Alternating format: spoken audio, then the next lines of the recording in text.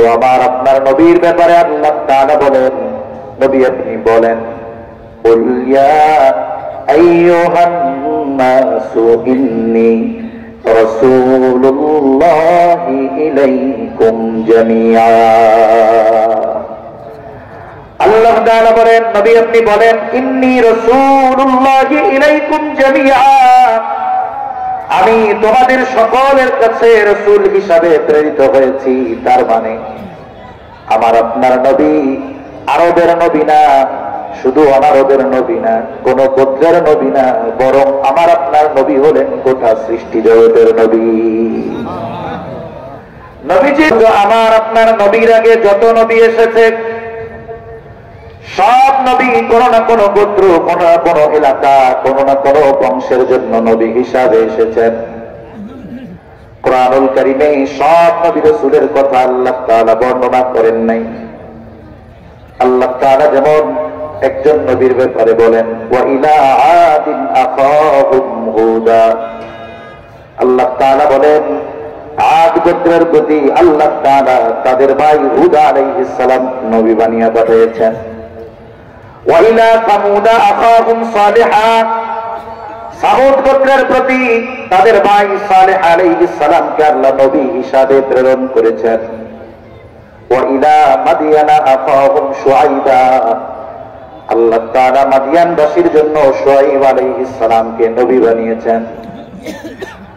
মূসা আলাইহিস সালামের নাম কোরআনুল কারীমে সবচেয়ে বেশি, সম্ভবত 162 বার। অথচ দেখেন তিনি সবার জন্য নবী না, বনি ইসরাইলদের জন্য নবী। আবার বনি ইসরাইলের মধ্যে ইহুদিরা দাবি করে উনি শুধু আমাদের নবী, আর কারণ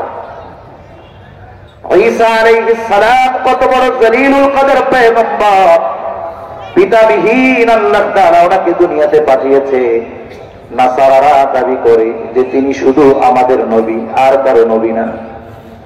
আদম আলাইহিস সালাম মানব কুলের পিতা, কিন্তু সব মানবের জন্য নবী না। ইব্রাহিম আলাইহিস সালাম মুসলিম মিল্লাতের পিতা, কিন্তু সব মুসলিমের জন্য নবী না। কিন্তু আমার আপনার নবীর ব্যাপারে আল্লাহ তাআলা বলেন, নবী আপনি বলেন, কুল ইয়া আইয়ুহান নাসু ইন্নী রাসূলুল্লাহি ইলাইকুম জামিআ। আল্লাহ তাআলা বলেন, নবী আপনি বলেন, ইন্নী রাসূলুল্লাহি ইলাইকুম জামিআ, আমি তোমাদের সকলের কাছে রাসূল হিসাবে প্রেরিত হয়েছি। তার মানে আমার আপনার নবী আরবের নবী না, শুধু অনারবের নবী না, কোন গোত্রের নবী না, বরং আমার আপনার নবী হলেন গোটা সৃষ্টি জগতের নবী। নবীজি আল্লাহ তাআলা বিভিন্ন পদ্ধতিতে নবুয়তির আগে আমার আপনার নবীজির চরিত্রকে হেফাজত করেছেন। একটা উদাহরণ দেই, রাসূল সাল্লাল্লাহু আলাইহি ওয়াসাল্লাম বলেন যে আমি যখন বালক, 10-11 বছর বয়স, মক্কার মধ্যে একটা বড় বিবাহ অনুষ্ঠান হবে। মক্কার সব মানুষ ওখানে একত্রিত হয়েছে। বিবাহের মূল আকর্ষণ হলো রাত্রে খাবার দাবারের পরে সারা রাত ব্যাপী নাচ গান অনুষ্ঠিত হবে। বড় আয়োজন, খাবারও ফ্রি, নাচ গানও ফ্রি। খাবারও ফ্রি, নাচ গানও ফ্রি। এ সুযোগ কি মিস করা যায়? সকলে দলে দলে দাওয়াত সবার, সেহেতু সবাই আসছে, নবীজিও আসছেন, ছোট মানুষ সবাই খাওয়া দাওয়ার পরে অপেক্ষা করতেছে কখন ডাক আসবে যে অনুষ্ঠান শুরু হবে। ইতিমধ্যে একজন ঘোষণাকারী ঘোষণা দিলেন যে ওই জায়গায় তোমরা সবাই জড়ো হও, এখন ওইখানে নাচ গানের আসর শুরু হবে। ওইটা তো নাচ গানের আসর, ওয়াজ মাহফিল তো আর না। তা যাই হোক, আসলে যুগে যুগে পৃথিবীতে ভালো মানুষের সংখ্যা কম থাকে। যদি এমনটাই হতো, নূহ আলাইহিস সালাম 950 বছর দাওয়াত দিয়ে মুষ্টিময় কিছু মানুষকে ঈমানের পথে এনেছেন, 950 বছর দাওয়াত দিয়ে। এই পৃথিবীতে এখন নবীদের পরে যত বড় ওয়াইজ হোক, দায়ী হোক, বলেন তো নবীদের মতো দায়ী আর কেউ আছে নাকি? তাদের কথায় মানুষের হৃদয় বলে নাই, তাহলে আমাদের মতো সাধারণ মানুষের কথায় হৃদয় গলা কঠিন, যদি আল্লাহ রহমত না করে। এবার সকলে দলে দলে দৌড় শুরু করছে যে চলো আগে যাইতে হবে, আগে বসতে হবে, নাহলে তো জায়গা পাবো না, দেখতে পারবো না। কারণ শুধু শুনলে মজা লাগে না, দেখা দেখা শুনতে পারলে মজা বেশি লাগে। এবার সবাই দৌড় শুরু করছে। নবীজি বলেন আমার সাথীরাও আমাকে ডাকতেছে, আসো দাঁড়াতে মোহাম্মদ চলো। কিন্তু আমার চোখ জুড়ে ঘুম চলে আসছে, দেহটা ক্লান্ত হয়ে আসছে। আমার এই অবস্থা দেখে ওরা আমাকে রেখে চলে গেছে। আমি বাড়ির এক পাশে গিয়ে শুয়ে পড়ছি, কোনো খবর নাই আমার। নবীজি সাল্লাল্লাহু আলাইহি ওয়াসাল্লাম বলেন তারা আমাকে রেখে চলে গেল অনুষ্ঠান উপভোগ করার জন্য, আর আমি বাড়ির এক পাশে শুয়ে পড়লাম। সারা রাত গভীর ঘুমে আমার রাতটা অতিবাহিত হয়ে গেল। সকাল হয়েছে তাও ঘুম ভাঙে নাই।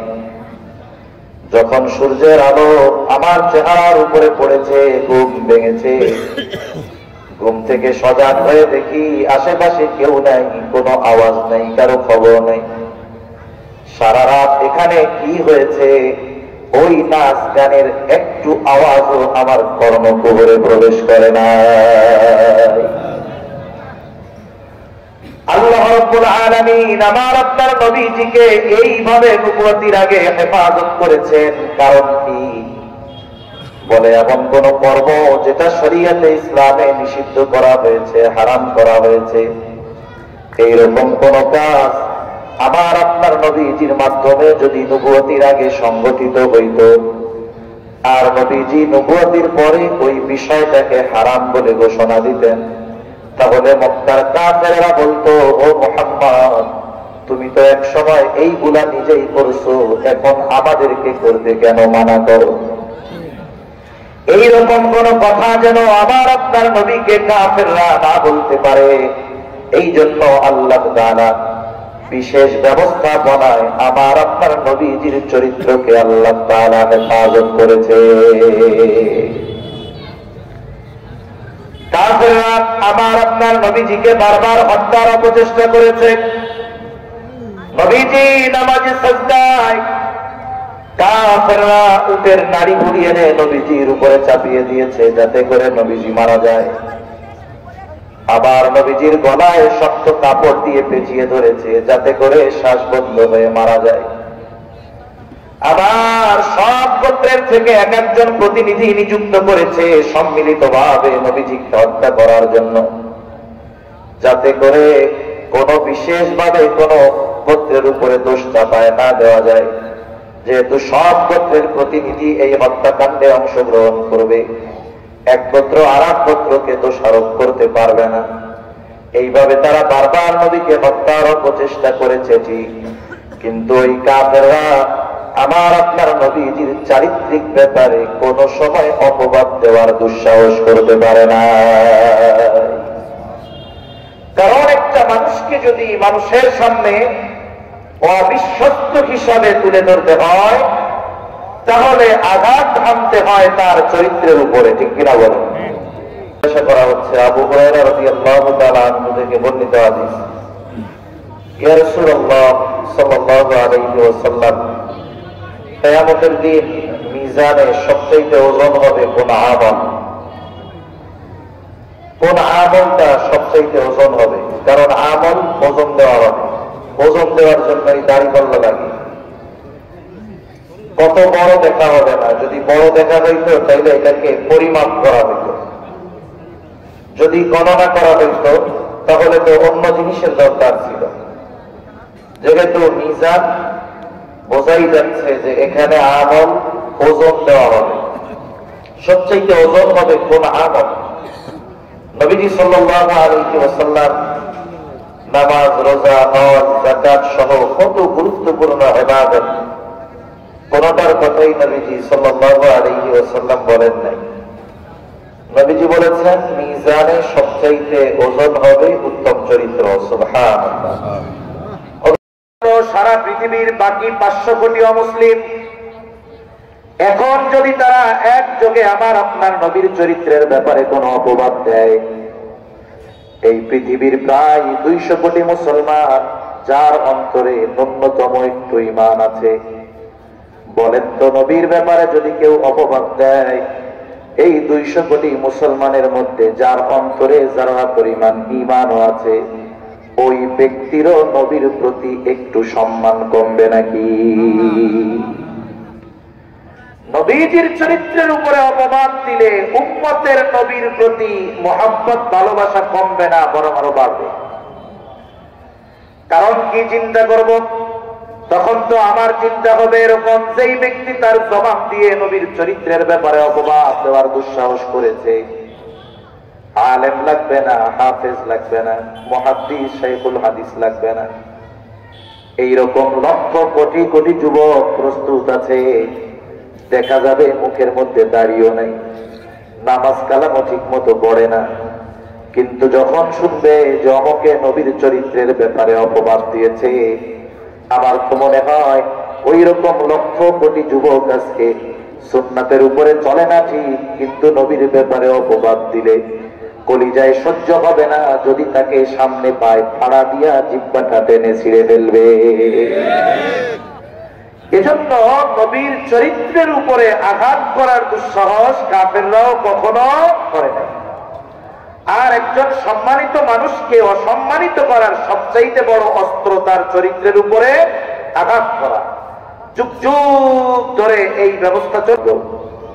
নবুয়তির পর আমার আপনার নবী গোপনে 3 বছর দাওয়াত দিয়েছেন। কয় বছর? 3 বছর দাওয়াত দেওয়ার পর আল্লাহ তাআলা আয়াত নাযিল করেন, ওয়ানযির আশীরাতাকাল আকরাবিন। এখন আর গোপনে দাওয়াত হবে না। আপনি আপনার নিকটস্থ যারা আছে, আত্মীয় স্বজন আছে, প্রতিবেশী আছে, এদের সবাইকে সতর্ক করেন। দ্বীনের দাওয়াত এবার প্রকাশ্যে দেওয়া শুরু করে দেন। নবীজি সবার কাছে একত্রে এই দাওয়াত কিভাবে পৌঁছাবেন? এখন তো আধুনিক জামানা। আমি যদি আমার কোন কথা মানুষের কাছে পৌঁছাতে চাই, আমার পরিচিত জনদেরকে জানাতে চাই, ফেসবুকে স্ট্যাটাস দিলে সবাই আমার কথা জানতে পারে। কিন্তু ওই সময় তো এটা ছিল না। নবীজি কি করলেন? সাফা পাহাড়ের উপরে দাঁড়ায় গেলেন। আর এক বর্ণনায় আসছে আবু কুবাইস পাহাড়ের উপরে দাঁড়িয়েছে। একই কথা, কারণ সাফা পাহাড়টা আবু কুবাইস পাহাড়ের অংশ, চরভদ্রাসন ফরিদপুরের অংশ। কেউ যদি বলে এটা ফরিদপুর, তাও সত্য। কেউ যদি বলে চরভদ্রাসন, তাও সত্য। কারণ চরভদ্রাসন ফরিদপুরের একটা থানা বা অংশ। সাফা পাহাড়ের উপরে নবীজি দাঁড়িয়েছেন, বা আবু কুবাইস পাহাড়ের উপরে নবীজি দাঁড়িয়ে গেলেন। আবু কুবাইস পাহাড়ের একটা মর্যাদা মক্কাবাসীর কাছে ছিল। মক্কাবাসী আবু কুবাইস পাহাড়ে উঠে তাদের কাছে কেউ যদি সাহায্য চাইত, সাহায্য প্রার্থনা করত, হোক সে পরিচিত হোক বা অপরিচিত, হোক আরবি হোক বা অনারবি, হোক ধনী হোক বা গরিব, যেই হোক না কেন, কালো হোক বা সাদা, ওই পাহাড়ে উঠে মক্কাবাসীর কাছে যেই সাহায্য চাইত, মক্কাবাসী ওই পাহাড়ের আজমতের দিকে খেয়াল রেখে মক্কাবাসী ওই মানুষের সাহায্যার্থে ছুটে আসতো, চলে আসতো। আজকে তো ওই পাহাড়ের উপরে দাঁড়িয়েছে আল আমিন, ওই পাহাড়ের উপরে দাঁড়িয়েছে আস-সাদিক।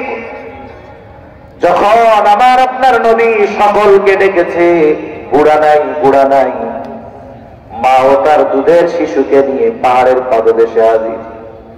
মুহাম্মদ, কেন তুমি আমাদেরকে একত্রিত করেছ? কেন তুমি আমাদেরকে জমা করেছ, ডেকেছ? নবীজি বলেন, আমি যদি তোমাদেরকে খবর দেই, এই পাহাড়ের পেছন দিকে পাদদেশে একদল সৈন্য সশস্ত্র অবস্থায় তোমাদের উপরে আক্রমণের প্রস্তুতি নিচ্ছে, আকুনতুম মুসাদ্দিকিয়া, তোমরা কি আমার এই কথার সত্যায়ন করবা নাকি, বিশ্বাস করবা নাকি? নবীজি তাদের কাছে প্রশ্ন ছুড়ে দিলেন।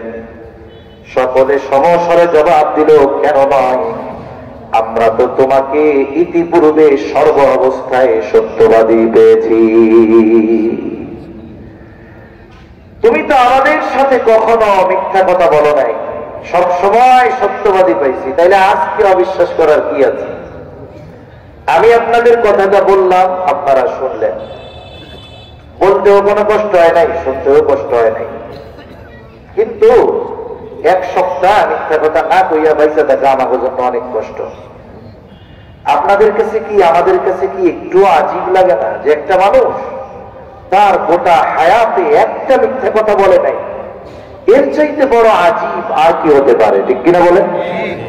আমরা তো আজীব বা অদ্ভুত কারামত মনে করি কি, বলে হাওয়ায় বাইসা থাকলে ওনার মতো আল্লাহর ওলি আছে কিনা? লুঙ্গি থাক আর না থাক, পরনের জামা থাক আর না থাক, পানির উপর দিয়ে হাঁটতেছে, এর চাইতে আল্লাহর ওলি আর কি হইতে পারে?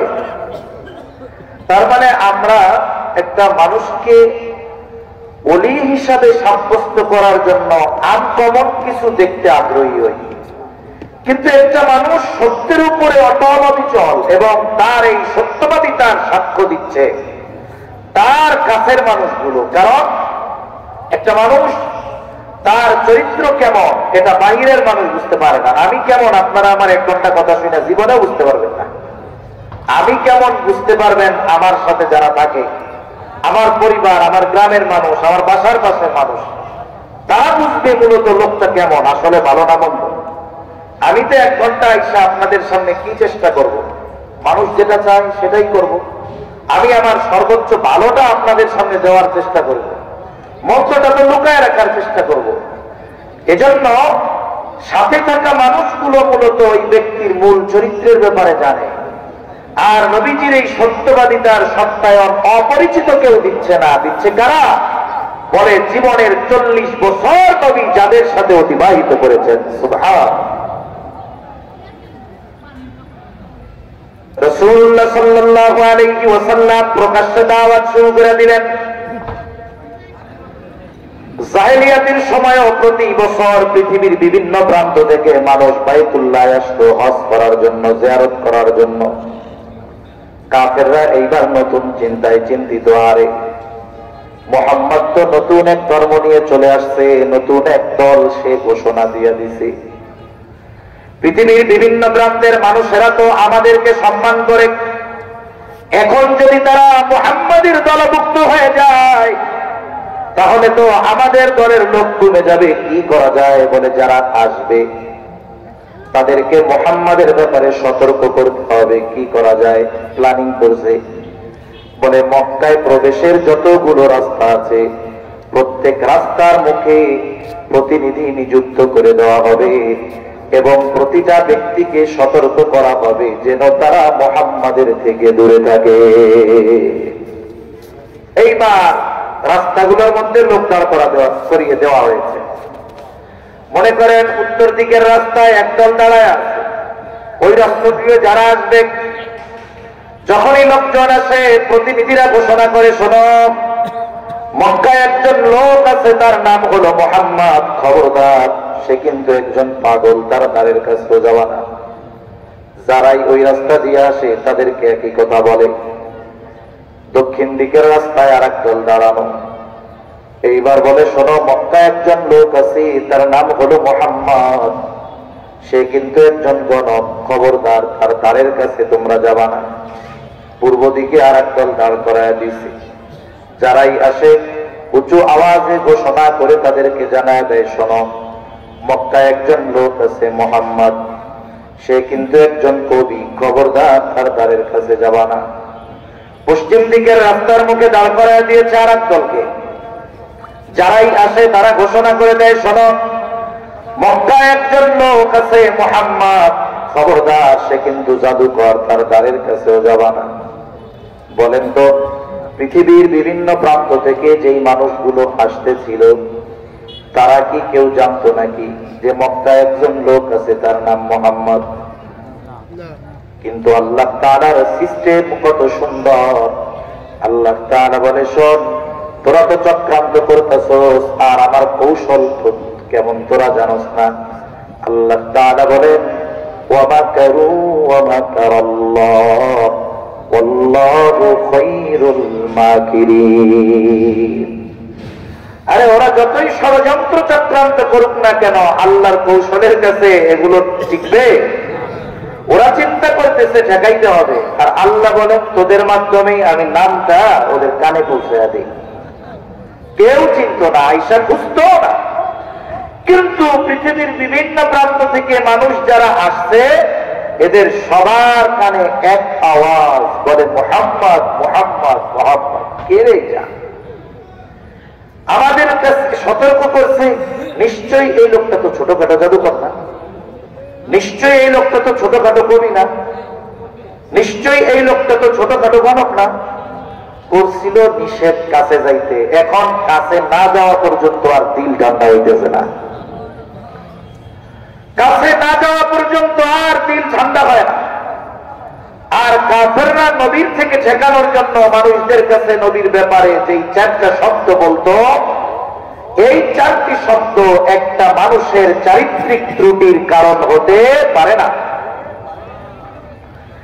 এইবার মক্কায় ঢুকে সবার মুখে এক আওয়াজ বলে মুহাম্মদ। কোথায় সেই মুহাম্মদ? নিষেধ করেছিল কাছে যাবা না, এখন দলে দলে শুধু মুহাম্মদকে খুঁজে। কেউ চায় জাদু দেখার জন্য, কেউ চায় কবিতা শোনার জন্য, কেউ চায় গণককে দেখার জন্য। আর মানুষের অভ্যাস এইটা, বলে আল ইনসানু হারিসুন আলা মা মুনিয়া। মানুষকে যেটা থেকে নিষেধ করা হয় সেটার প্রতি সে আকৃষ্ট হয় বেশি। আর এইখানে তো অন্তরে আকৃষ্টতা আল্লাহ তাআলা আরো বাড়ায়া দিচ্ছে, ঠিক কিনা বলেন? এবার দলে দলে চলে গেছে কাছে, মুহাম্মদকে খুঁজতে খুঁজতে চলে গেছে। কেউ গেছে জাদু দেখার জন্য, কেউ গেছে কবিতা শোনার জন্য, কেউ গেছে জাদু দেখার জন্য, পাগল দেখার জন্য। বলেন তো আমার আপনার নবী পাগল নাকি? জোরে বলেন, পাগল নাকি? আমার আপনার নবী কি গণক নাকি? আমার আপনার নবী জাদুকর নাকি? আমার আপনার নবী কবি নাকি? কিছুই না। নবীজির কাছে তো কিছুই নাই, শুধু আছে আল কোরআনুল কারীম। নবীর কাছে যে যায় নবী তাকে কোরআন শোনায় দেয়। ১৩,০০০ বছর পরে এখনো বাংলাদেশ সহ গোটা পৃথিবীর বিভিন্ন জায়গায়, বিশেষ করে আমাদের দেশে শীতের মৌসুমে কোরআনুল কারীমের আয়োজন হয়, কেরাত সম্মেলন হয়, কেরাত মাহফিল হয়। পৃথিবীর বিভিন্ন প্রান্ত থেকে কারি সাহেবানরা আইসা তিলাওয়াত শোনায়। সাধারণ মানুষও কোরআন শুনতে যায়। যে ব্যক্তি কোরআন পড়তে পারে না দেখা সেও কোরআন শুনতে যায়। ওয়াদ-দুহা ওয়াল-লাইলি ইযা সাজা মা ওয়াদ্দা'আকা রাব্বুকা ওয়া মা ক্বালা। প্রথম ঠান্ডা ঠান্ডা হয়, তাই না? কানে টান দেয়। আমার তো এরকম হয় না, পারি না এরকম। টান যখন দেওয়া শুরু করে কানে হাত দিয়া কিভাবে কয়, ওয়াদ-দুহা ওয়াল-লাইলি ইযা সাজা মা ওয়াদ্দা'আকা রাব্বুকা ওয়া মা ক্বালা ওয়ালাল আখিরাতু খায়রুল লাকা মিনাল উলা। আমার হয় না, শ্বাসে গুলায় না। তা এরা এক টানে সব পুরো সুরাতে পড়ে যাবে। যখন স্টপেজ যত কাছায়, মানে সে তো আম্মা বিনিয়ামাতি রাব্বিকা ফাহাদ্দিস শেষ করবে, সে টান দিতে থাকে। আর মানুষ প্রস্তুত হতে থাকে, অন্তরের মধ্যে ঢেউ উঠতে থাকে। সে যখন তিলাওয়াত শেষ করে, সাথে সাথে গোটা মজলিসের মানুষ সমস্বরে চিৎকার করে বলে ওঠে আল্লাহু আকবার। বলে কি বলে না? যে বলে এটা কেন বলে? কোরআন তিলাওয়াতে অন্তরে একটা অন্তর আন্দোলিত হয়ে ওঠে, অন্তরের মধ্যে একটা জোয়ার ঢেউ ওঠে। আর এই ঢেউয়ের বহিঃপ্রকাশ হয় আল্লাহু আকবারের ধ্বনি দ্বারা। একটু বলেন তো, ১৫০০ বছর পরে একজন দাড়িবিহীন কারীর জবানে কোরআনের তিলাওয়াত শুনে যদি আমাদের মতো মানুষ, যে কোরআন বোঝেই না, রিডিংও করতে পারে না, তার অন্তরে যদি কোরআনের ওই প্রভাব পড়তে পারে, তাহলে যার কাছে আল্লাহ তাআলা স্বয়ং কোরআন নাযিল করেছেন, তিনি যখন তিলাওয়াত করেছেন, তার সামনে যারা শুনেছেন, ওই তিলাওয়াতের প্রভাব হৃদয়ের মধ্যে কতটা প্রভাব ফেলতে পারে এটা অনুমান করাও আমাদের জন্য কঠিন, ঠিক কিনা বলেন? তাহলে তারা যেই তো জাদু দেখার জন্য নবীজি শোনায় দিতেন কোরআন, গেছে জাদু দেখার জন্য, শুনেছে কোরআন, দেখা যাইত নবীর পবিত্র কণ্ঠে কোরআন শুনে হেদায়েতের আলো অন্তরে প্রজ্বলিত হয়ে যাইত। এই জন্য কাফেররা আমার আপনার নবীর থেকে মানুষদেরকে ঠেকানোর জন্য কৌশলগুলো গ্রহণ করেছে, ঠিক কোনো কাজে লাগে নাই, বরং ওদের চক্রান্ত কৌশলগুলোকে আল্লাহ তাআলা কাজে লাগায়া ওদের মাধ্যমেই আমার আপনার নবীর কথা গোটা বিশ্বব্যাপী আল্লাহ ছড়িয়ে দিয়েছে। তাহলে যে কথার থেকে এত কথা যে আমার আপনার নবীর চরিত্র হলো এমন এক চরিত্র, যেই চরিত্র নবুয়তের আগেও সুন্দর, পরেও সুন্দর।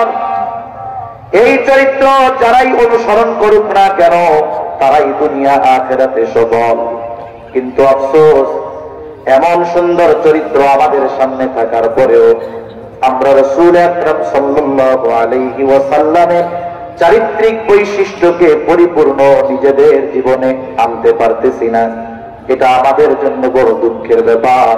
মনে রাখতে হবে, আমরা যদি গোটা পৃথিবীর নেতৃত্ব পুনরায় চাই, কাফেরদের হাতে লাঞ্ছিত, বঞ্চিত, অপমানিত যদি না হতে চাই, অবশ্যই অবশ্যই আমাদেরকে রাসূল সাল্লাল্লাহু আলাইহি ওয়াসাল্লামের চরিত্রের পরিপূর্ণ অনুসরণ করা লাগবে। কারণ নবীর চরিত্রের অনুসরণ ব্যতীত সফলতার দুয়ার আমাদের জন্য উন্মোচিত হবে না, এটা অসম্ভব। রাসূলুল্লাহ সাল্লাল্লাহু আলাইহি ওয়াসাল্লাম কেন গোটা সৃষ্টি জগতের জন্য অনুসরণীয়, অনুকরণীয়? একটা মানুষ গোটা সৃষ্টি জগতের সকলের জন্য অনুসরণীয় হওয়ার জন্য তার মধ্যে কিছু বিশেষ গুণাবলী থাকতে হয়। এই গুণাবলীগুলো পরিপূর্ণরূপে আমার আপনার নবীর মধ্যেই ছিল, অন্য কারো মধ্যে ছিল না। কয়েকটা গুণের কথা বইলা অল্প সময় আমি আলোচনা শেষ করে দিব ইনশাআল্লাহ। রাসূলুল্লাহ সাল্লাল্লাহু আলাইহি ওয়াসাল্লামের মধ্যে এক নাম্বার যেই গুণটা দরকার গোটা সৃষ্টি জগতের সকলের জন্য অনুসরণীয় হতে, কি দরকার? বলে তিনি কোন নির্দিষ্ট জাতি, গোষ্ঠী, সম্প্রদায়ের প্রতি প্রেরিত হতে পারবেন না, ওনাকে প্রেরিত হতে হবে সকলের জন্য। অথচ আমার আপনার নবীর আগে যত নবী এসেছে, সব নবী কোন না কোন গোত্র, কোন না কোন এলাকা, কোন না কোন বংশের জন্য নবী হিসাবে এসেছেন। কুরআনুল কারীমে সব নবী রাসূলের কথা আল্লাহ তাআলা বর্ণনা করেন নাই। আল্লাহ তাআলা যেমন একজন নবীর ব্যাপারে বলেন, ওয়া ইলা আদিন আখাহুম হুদা, আল্লাহ তাআলা বলেন আদ গোত্রের প্রতি আল্লাহ তাআলা তাদের ভাই হুদা আলাইহিস সালাম নবী বানিয়ে পাঠিয়েছেন। ওয়া ইলা সামুদা আখাহুম সালিহা, সামুদ গোত্রের প্রতি তাদের ভাই সালেহ আলাইহিস সালামকে আল্লাহ নবী হিসাবে প্রেরণ করেছেন। ওয়া ইলা মাদিয়ানা আখাহুম শুআইবা, আল্লাহ তাআলা মাদিয়ানবাসীর জন্য শুআইব আলাইহিস সালামকে নবী বানিয়েছেন। মূসা আলাইহিস সালামের নাম কোরআনুল কারীমে সবচেয়ে বেশি, সম্ভবত 162 বার। অথচ দেখেন তিনি সবার জন্য নবী না, বনি ইসরাইলদের জন্য নবী। আবার বনি ইসরাইলের মধ্যে ইহুদিরা দাবি করে উনি শুধু আমাদের নবী, আর কারণ। ঈসা আলাইহিস সালাম কত বড় জলিলুল কদর পয়গম্বর, পিতাবিহীন আল্লাহ তাআলা ওনাকে দুনিয়াতে পাঠিয়েছে। নাসারারা দাবি করে যে তিনি শুধু আমাদের নবী, আর কারো নবী না। আদম আলাইহিস সালাম মানব কুলের পিতা, কিন্তু সব মানবের জন্য নবী না। ইব্রাহিম আলাইহিস সালাম মুসলিম মিল্লাতের পিতা, কিন্তু সব মুসলিমের জন্য নবী না। কিন্তু আমার আপনার নবীর ব্যাপারে আল্লাহ তাআলা বলেন, নবী আপনি বলেন, কুল ইয়া আইয়ুহান নাসু ইন্নী রাসূলুল্লাহি ইলাইকুম জামিআ।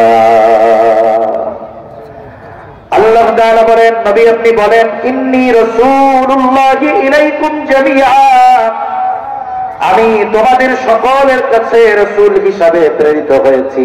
তার মানে আমার আপনার নবী আরবের নবী না, শুধু অনারবের নবী না, কোন গোত্রের নবী না, বরং আমার আপনার নবী হলেন গোটা সৃষ্টি জগতের নবী। নবীজির নবুয়তের পরিব্যাপ্তি কত দূর! পবিত্র কোরআনুল কারীমের সর্বাধিক পঠিত সূরার নাম হলো সূরা ফাতিহা। সবচাইতে বেশি তিলাওয়াত হয় এই সূরা, সবচাইতে বেশি তিলাওয়াত হয় এই সূরা। প্রত্যেক নামাজের প্রতি রাকাতে এই সূরা লাগে। সূরা ফাতিহা এমন এক সূরা প্রত্যেক নামাজের প্রতি রাকাতে লাগে। ইমামের পেছনে যখন পড়ি ইমাম পড়ে, যখন নিজেরা পড়ি নিজেদের লাগে। তার মানে এমন কোন নামাজ নাই ওই নামাজের কোন রাকাতে সূরা ফাতিহা নাই, এমনটা হতে পারে না। জামাতে পড়লে ইমাম পড়বে, আমরা শুনবো, আর নিজে যখন পড়বো নিজে পড়বো। তার মানে প্রত্যেক রাকাতের সূরা ফাতিহা লাগে। সূরা ফাতিহার শুরুতে কি বলি? আলহামদুলিল্লাহি রাব্বিল আলামিন। সূরা ফাতিহার শুরুতে আমরা বলি সকল প্রশংসা আল্লাহর জন্য। বলে আল্লাহকে, বলে জগৎ সমূহের প্রতিপালক রব। আল্লাহ তাআলা এই কথার দ্বারা প্রথমে একটা খবর আমাদেরকে দিয়েছেন যে আমার বান্দারা, তোমরা যদি মনে করো শুধুমাত্র এই পৃথিবী নামক একটা জগৎ আমি সৃষ্টি করেছি, তা নয়, বরং আরো অগণিত জগৎ আমি আল্লাহ সৃষ্টি করে রেখেছি। তাহলে যত জগৎ আছে সব জগতের রব প্রতিপালক কে? জোরে কই। জগৎ কত পৃথিবীতে হিসাব আছে? আরে প্রথম আসমানের নিচে যা আছে তার হিসাবও তো সম্ভব নয় করা। মহাকাশ নিয়ে যারা গবেষণা করে, বিশেষ করে আমেরিকার নাসা, এরা গবেষণা করে, এদেরকে যদি জিজ্ঞাসা করা হয় যে পৃথিবী মহাকাশের নিচে পৃথিবীর অবস্থানটা কেমন আছে, অনেক বড় পৃথিবী, মহাকাশের নিচে এই পৃথিবীর অবস্থানটা কেমন, আমার মনে হয় ওরা বলবে মহাসমুদ্রের মধ্যে থেকে এক ফোঁটা পানির অবস্থান মহাসমুদ্রে যেমন, প্রথম আসমানের নিচে পৃথিবীর অবস্থান ওর চেয়ে বেশি নয়। সুবহানাল্লাহ। তাহলে এটা হলো ছোট্ট একটা জগৎ, আরো অগণিত জগৎ সৃষ্টি করছেন কে? টেনশন করেন না, জান্নাতের জায়গার অভাব নেই। সবচেয়ে ছোটটা তো 10 গুণ, আল্লাহ যদি এটারে মেহেরবানি করে 700 গুণও দেয়, প্রথম আসমানের নিচের জায়গাও শেষ হবে না ইনশাআল্লাহ। সব জগতের রব হলেন আল্লাহ। ওই আল্লাহ আমার আপনার নবীর ব্যাপারে বলেন, ওয়ামা আরসালনাকা ইল্লা রাহমাতাল লিল আলামিন। আল্লাহ তাআলা বলেন, আপনাকে আমি শুধুমাত্র জগৎ সমূহের জন্য রহমত হিসাবে প্রেরণ করেছি। তাহলে যত জগৎ আছে সব জগৎ সমূহের রব হলেন আল্লাহ, আর জগৎ সমূহের রহমত হলেন মুহাম্মদুর রাসূলুল্লাহ। আল্লাহ তাআলা যেই জায়গার রব, আমার আপনার নবীজিও সেই জায়গার রহমত। সুবহানাল্লাহ বলেন। আমার আপনার নবী যেই জায়গার রহমত, ওই পর্যন্ত পৌঁছিয়ে গিয়েছে আমার আপনার নবীজির নবুয়ত।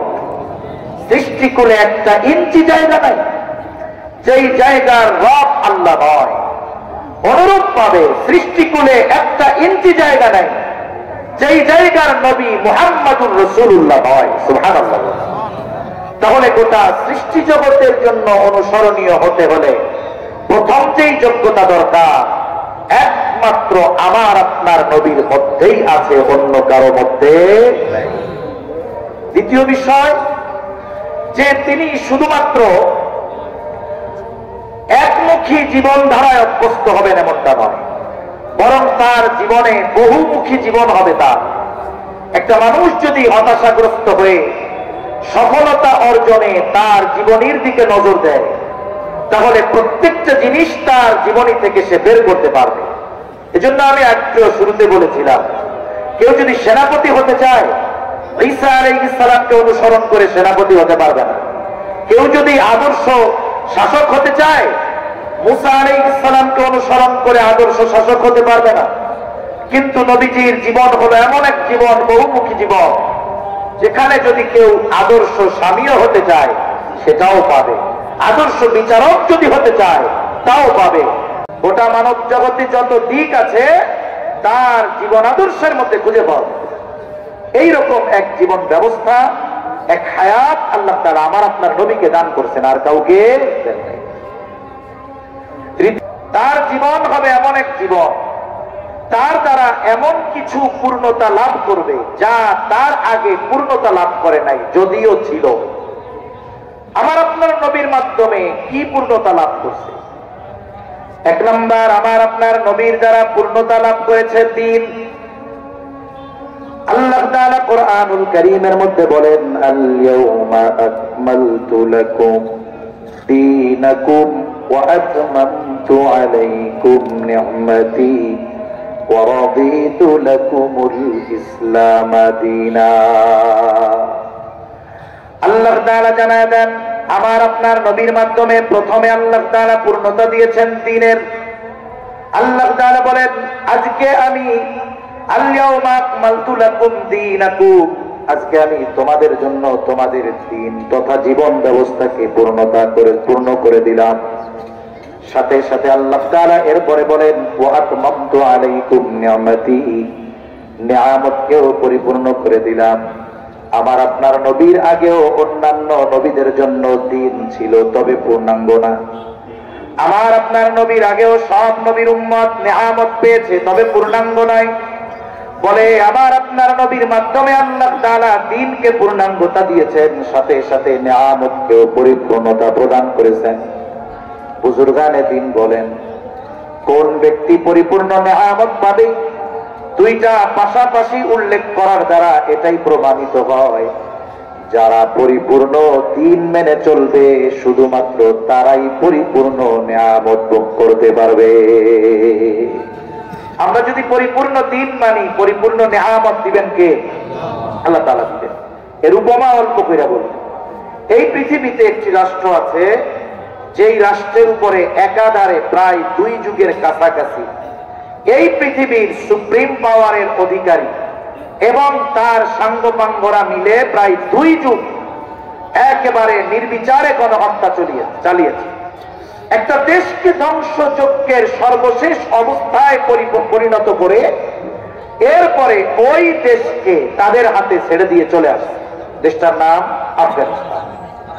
দিয়ে আসছে, রিজার্ভ নাই, টাকা নাই, পয়সা নাই, কিচ্ছু নাই। চিন্তা করছে, এদের হাতে যদি এখন আমরা রাষ্ট্র পরিচালনার দায়িত্ব দিই, কিছুই করতে পারবে না, কারণ সব ভেঙে দিয়েছে, করাবে মোল্লারা। কিন্তু আমরা কি দেখলাম?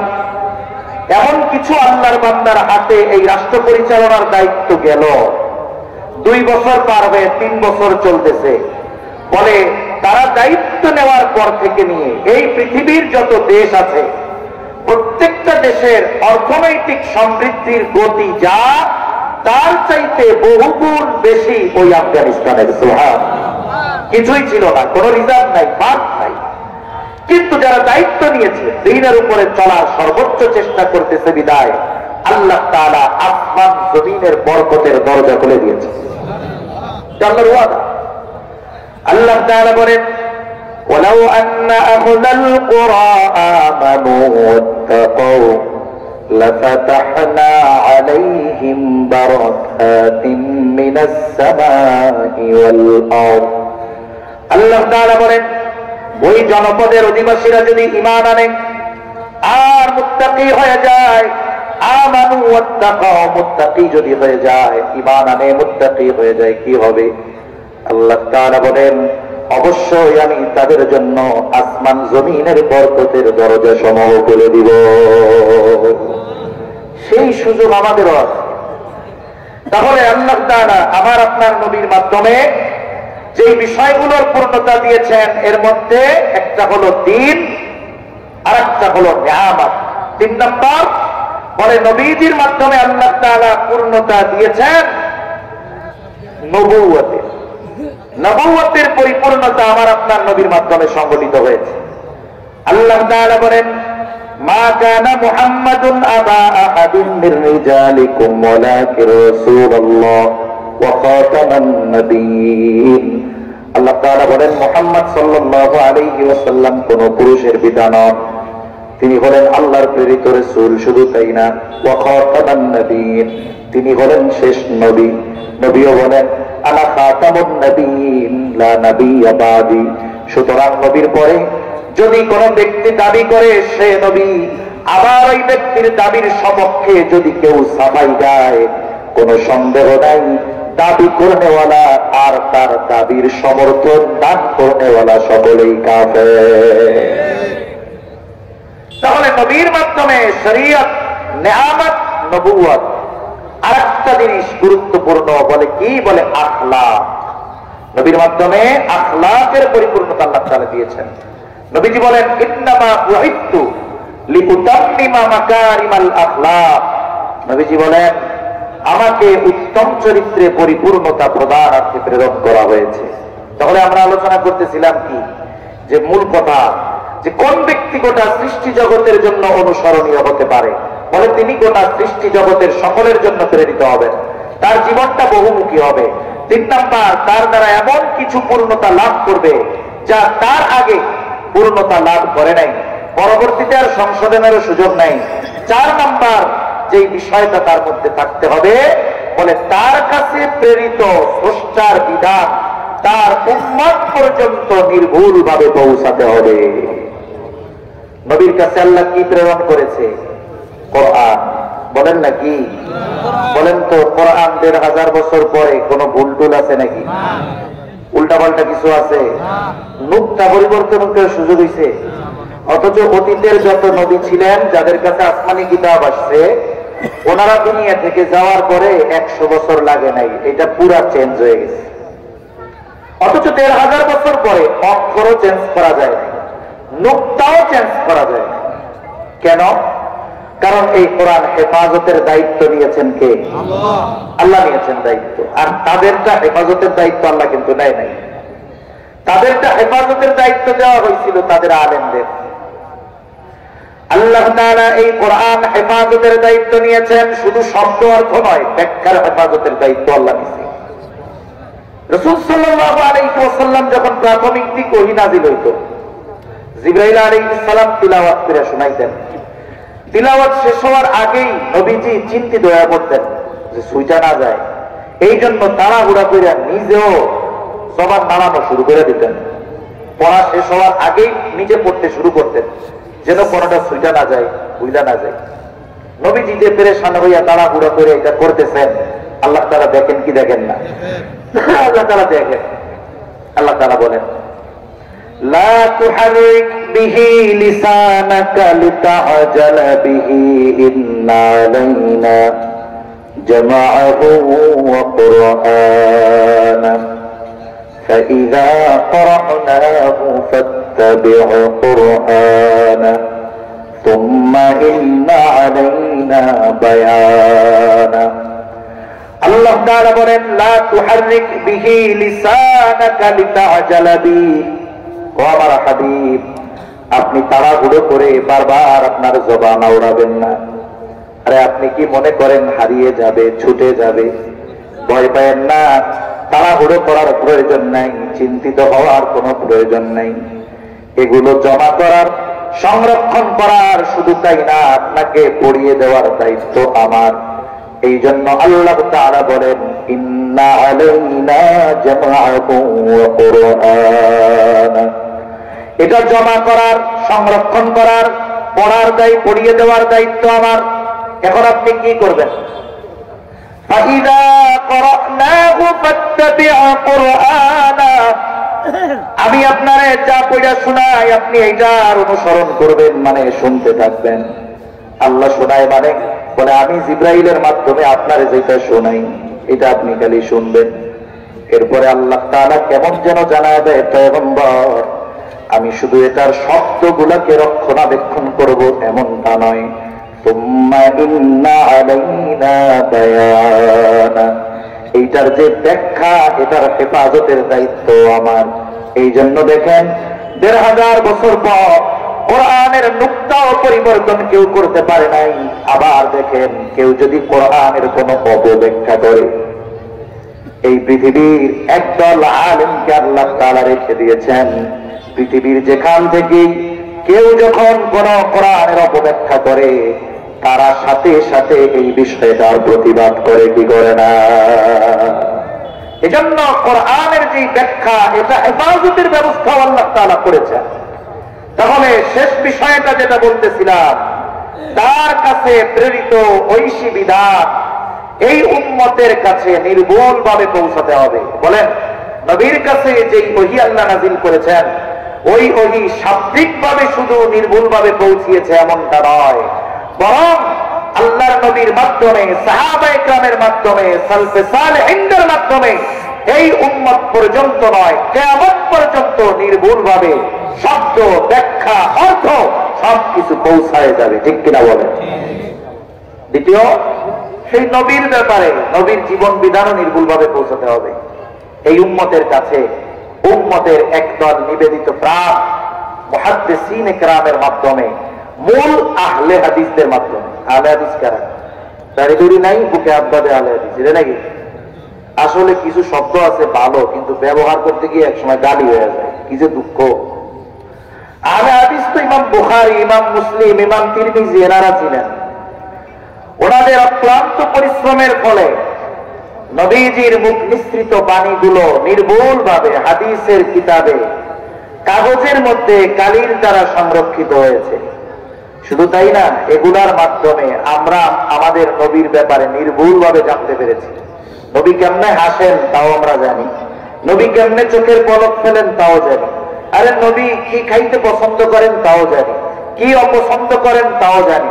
শামায়েলে তিরমিজি খুললে, পড়লে আমি আপনি হয়তো পড়তে পড়তে, খেয়াল করতে করতে এক সময় চোখ বন্ধ করলে মনে হবে নবীজি, মনে হয় আমার মনস্পটে ভেসে উঠছে নবীজির চেহারা।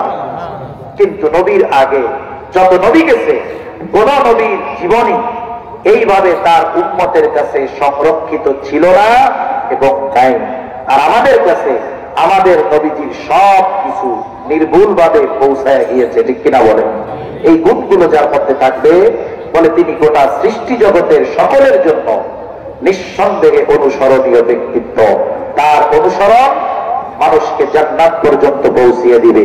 এজন্য আমরা যদি আমাদের দুনিয়া আখিরাতকে সফলতার সাথে অতিবাহিত করতে চাই, নিঃসন্দেহে রাসূল সাল্লাল্লাহু আলাইহি ওয়াসাল্লামের আদর্শ অনুসরণ ব্যতি রেখে সম্ভব নয়। আল্লাহ তাআলা আমাদের কথাগুলো বুঝবার তৌফিক দান করেন। আমিন। ওয়া আখিরু দাওয়ানা আলহামদুলিল্লাহি রাব্বিল আলামিন।